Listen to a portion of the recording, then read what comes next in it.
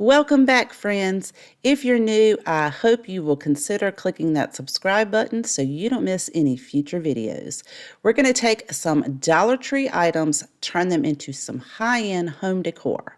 For our first project, we are using one of these unfinished wood signs. They have one with the lighter center and the darker frame, and then they have one that has a lighter frame and a darker center. So for this project, we're going to use the one with the lighter center. It measures 9¼ inches by 11¾ of an inch.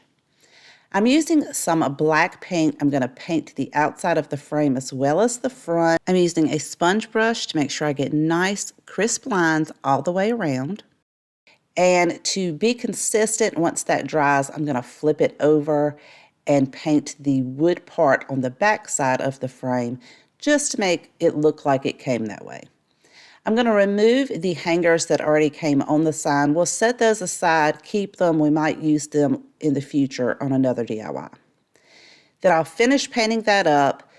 Once it dries, we are using this beautiful sign that I found at Dollar General with the stacked farm animals. This was $2.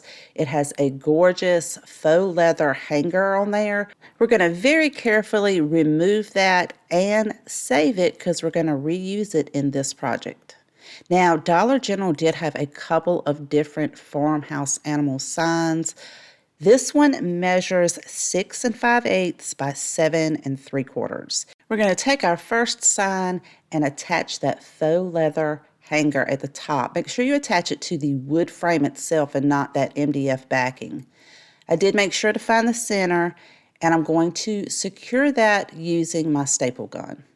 This just gives it a much higher end look with this gorgeous hanger on there. Now we can attach our farmhouse animal sign to the center of our larger sign using some hot glue and remove any excess glue. It is a gorgeous high-end looking piece, and no one will ever know that you only spent $3 on this.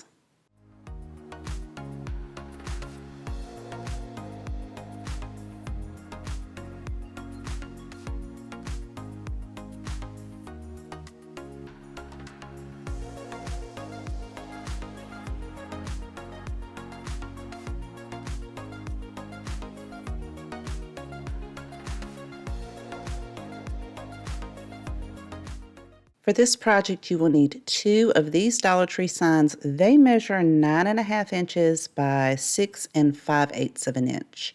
We're going to remove the beaded hanger. I'm using my heavy-duty staple remover, which makes it super easy. Save those beads. You can use them sometime in the future. We're going to sand down those holes, and you're going to do that for both of the signs. We're also going to take some Waverly Antique Wax and paint the wooden frame on the front as well as each of those sides. We're going to take a dry paper towel, blend that in, and remove any of the excess. So make sure you do that for both of the frames and you get the outside edges. Now for one frame, we're going to paint the back of it with the antique wax just like we did the wood part.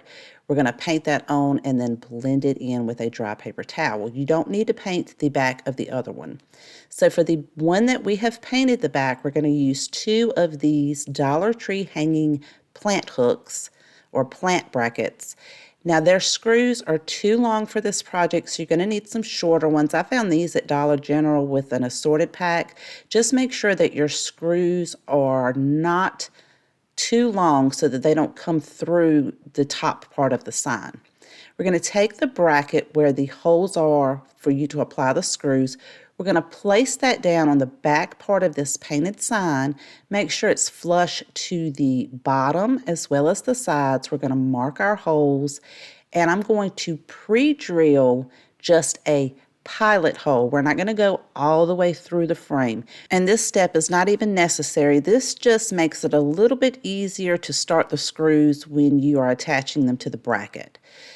Go ahead and put each one of your screws in. Check to make sure they're not coming through the top. Make sure they're nice and tight. So this is how it should be looking. You've got your hooks down at the bottom. We're going to set that to the side for just a minute. We're going to grab the other sign.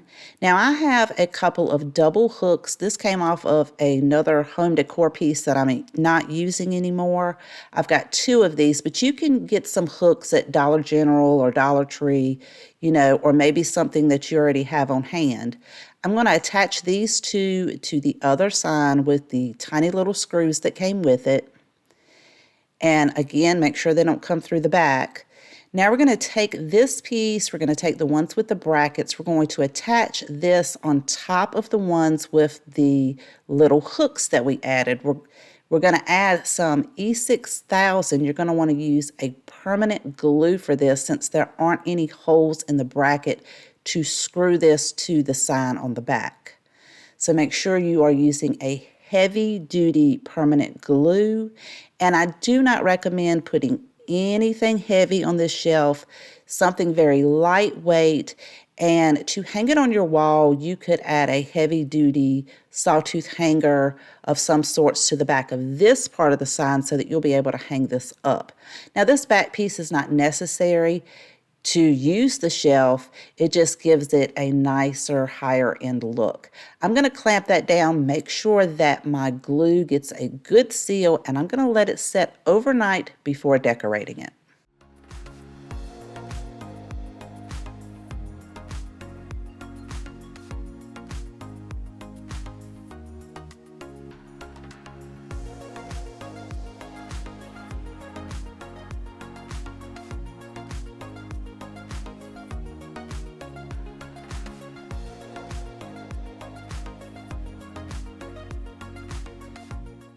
Our next project, we're using two of these Dollar Tree signs. They measure 15 3/4 of an inch by 5 5/8 of an inch. For each sign, we will remove the twine hanger from the back as well as the label. Then take some sandpaper and sand that down nice and smooth. On the front side, we're painting the frame itself with some black paint. And make sure to get the outside edges of the sign because you will be able to see that. It's going to give it a nice, clean, finished look, and it's going to hide any imperfections in the sign.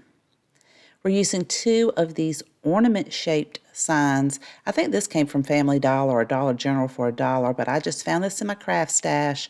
I'm going to remove the hanger as well as that label, and I had to use my hairdryer to loosen that glue up to get the label off. Sand everything down, flip it over, and this one has like a metal piece on the front. We're going to remove that and sand it down as well. You will need two of these for this project. I'm painting both of these with the same black paint. Make sure to get the outside edges as well as the back. Now these ornaments have a beautiful like faux shiplap look on the front. We're also going to be using two of Dollar Tree's metal plant brackets. Again, we're not going to be able to use the screws that came with these because they're too long, so you'll need some smaller screws for this project.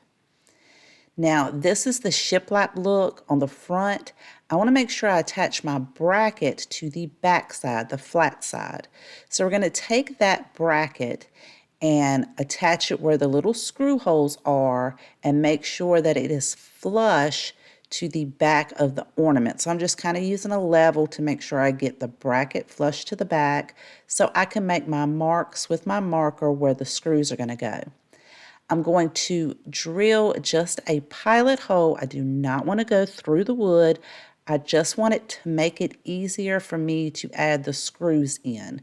To reinforce it a little more, since those screws are really short, I'm going to add some permanent heavy-duty glue, in this case E6000, to the bracket, and we're going to make sure that that long piece is flush to the back and add our screws in. The screws are just going to tighten it up, make sure that E6000 gets good adhesion and it's nice and flat to your ornament piece.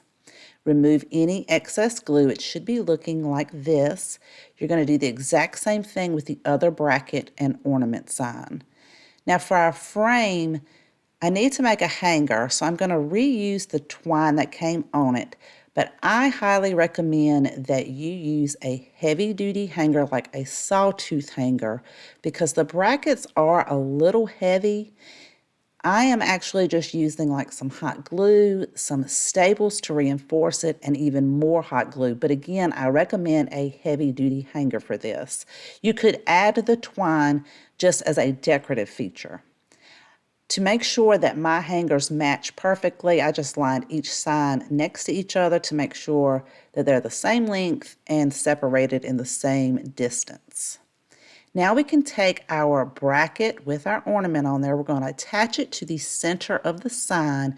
This sign makes it super easy since it has that faux shiplap. You know exactly where to place it. Since there aren't any screw holes available, we're going to make sure we add a good amount of the permanent glue, the E6000.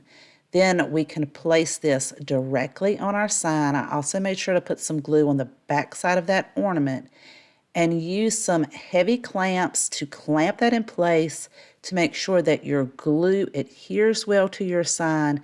Let it set up overnight. Make sure the glue has completely cured. And we're doing the exact same thing with the other sign. Now to decorate these, you can use some battery operated candles. I highly recommend battery, not real candles, because this is hanging on the wall. You don't want a fire hazard. And this is how it looks with the candles. But to give it an even more elevated look, you could use some of these Dollar Tree glass candle holders.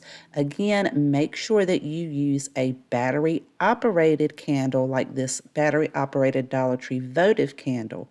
And if you use this method to make your sconce, make sure to adhere your glass candle holder to that ornament piece using some permanent glue.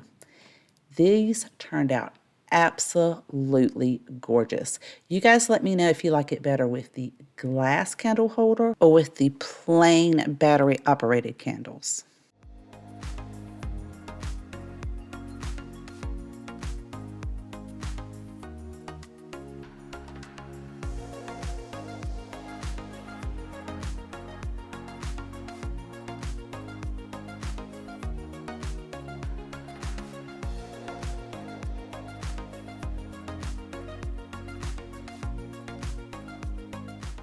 For this project, we will be using one of Dollar Tree's arched shaped photo frames. Remove everything from the frame so that all you are left with is the arch frame itself. So remove that clip from the front, the stand on the back, which has like a fabric piece attached to the bottom. You'll want to remove that little piece that's kind of pushed down in that MDF. Be super careful as you're removing it so you don't damage it too much because it is MDF and it may break. We're going to sand everything down and then fill in all of those holes with some wood filler. Let that dry and sand everything down nice and smooth. So for this project, you will need 4 of those arched photo frames. I could only find 3 at Dollar Tree, but I did have one that I made a previous DIY with, so I'm going to reuse that one. And I've gone ahead, removed everything, filled all the holes in with the wood filler, and sanded everything. Now in Crafter's Square section in Dollar Tree, you can find some of these wood pieces. They measure 5.5 inches square, and they're perfect to create this project with. You're going to attach one of those arched frames flush to one side. We're going to do that with some hot glue right there at the base of our wood piece. Now, once you attach that, it's going to leave a little bit of a gap on the other side, which is the absolute perfect width for our next arch piece. So we're going to be attaching that again with some hot glue, not only along the bottom part of our wood piece, but we also need to add that hot glue on the arched frame that's already attached so that we can attach these 2 pieces together and make sure they're nice and level. Then we're going to do that again with the 3rd frame. And then with the 4th frame, you do want to make sure you add some glue to the bottom, the outside edge of one, and then the inside edge of the other arched frame. So it should be looking something like this. Make sure you remove all of your glue strands before painting. I will be spray painting mine with a matte black spray paint. I found that it was just so much easier to spray paint because it has all of these openings. And it only took just a few minutes. Once you let that dry, you can decorate this in so many different ways. You could add in some faux greenery, use a Dollar Tree glass or plastic bowl to add some height to a Dollar Tree hurricane candle holder, and then add in a battery-operated LED candle. Or you could just take your battery-operated candle and set it directly on top of a candle holder. You guys let me know what you think of project number 4.